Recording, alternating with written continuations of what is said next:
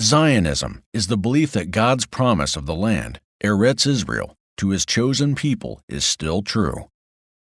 In the Old Testament, we read, "And the Lord spake unto Moses, This is the land that shall fall unto you for an inheritance, even the land of Canaan with the coast thereof." Numbers 34, 1 and 2. The land covenant first made between God and Abraham passed on to Abraham's son Isaac, and through him to Jacob and to future descendants. The concept of Zionism was born not from an idea of man, but from God's prophetic promise. The Jewish people have unmistakable ties to the land.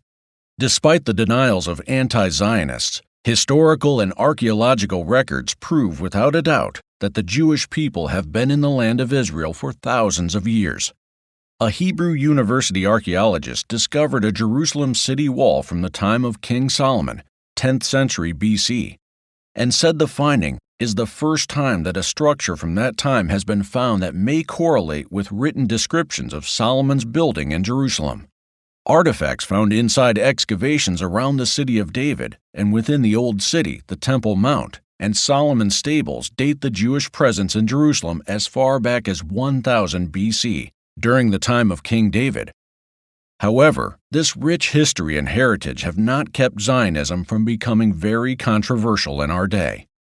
In fact, speaking out against Zionism has become the new and acceptable form of anti-Semitism. In 2001, the United Nations Conference World Conference Against Racism met in Durban, South Africa.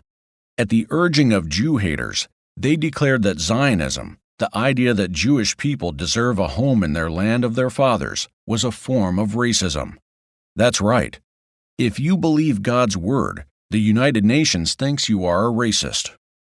The support of the right of Jewish people to Zion, Jerusalem, or Israel by Christians is called Christian Zionism. And in fact, the former Prime Minister of Israel, Benjamin Netanyahu, has said, "I don't think the modern nation of Israel would have been possible without the help of Christian Zionists." Since God's decree to Abraham, there has always been a presence of Jewish people in the land, but they did not always rule it or maintain it as the state of Israel. Neither loss of their homes nor exile because of rebellion and disobedience had any effect on God's promise of ownership of the land. Down through the centuries of exile, the Jewish people have cried and prayed for a return to their homeland. From the building of Solomon's temple to its destruction in 586 BC, to the completion of the Second Temple in 516 BC, from exile in Babylon to the return of the Jews to Jerusalem under Cyrus the Great, Jews have yearned for their homeland and for Zion. When the nation of Israel was reborn on May 14, 1948, it was evidence of God's fidelity to His word, as the nation of Israel was born in a day, just as Isaiah had prophesied. This is no surprise to those who take serious the promises of God. He told Abraham, "And I will give the entire land of Canaan, where you now live as a foreigner, to you and your descendants. It will be their possession forever, and I will be their God." Genesis 17:8. There are no expiration dates on God's promises. That means everyone who takes the Bible seriously must be a Christian Zionist. We must stand with and for Israel.